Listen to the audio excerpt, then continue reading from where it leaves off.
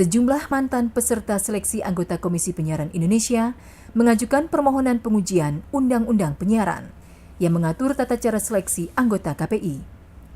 Dalam permohonannya, Ari Andika, salah seorang pemohon yang hadir dalam persidangan, mengatakan bahwa ketentuan dalam Undang-Undang Penyiaran menyebabkan para pemohon gagal dalam seleksi anggota KPI karena adanya masalah dalam implementasi akibat penafsiran yang berbeda dari sejumlah pasal undang-undang tersebut. Kekeliruan pemahaman dan penafsiran yang dilakukan terhadap pasal 10 ayat 2 dan pasal 61 ayat 2 Undang-Undang Penyiaran telah mengakibatkan terjadinya kesalahan dalam proses seleksi anggota KPI Pusat periode 2016-2019, sehingga para pemohon mengajukan permohonan kepada Mahkamah Konstitusi untuk memberikan tafsir yang tidak bertentangan dengan Undang-Undang 1945 dan melarang adanya tafsir yang berbeda terhadap pasal 10 ayat 2 dan pasal 61 ayat 2. Terhadap permohonan tersebut, Hakim Konstitusi Idewa Gede Palguna yang memimpin sidang memberikan nasihat agar pemohon memperjelas frasa mana yang diinginkan diberi penafsiran konstitusional.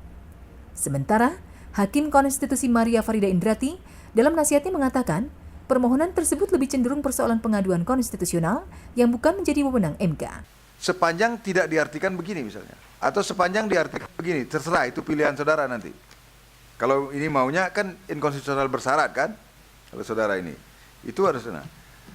Kemudian poin yang keduanya masih pasal yang sama, menyatakan pasal 10 ayat 2 tidak mempunyai kekuatan hukum mengikat sepanjang diartikan begini atau sepanjang tidak diartikan begini, seperti poin satunya tadi. Nah baru masuk kemudian ke pasal 61, kan saudara minta ini 2 pasal nih kan? Nah, 2 pasal yang masing-masing 1 ayat itu. Ilham Yiradi, Hamdi, MKTV News melaporkan.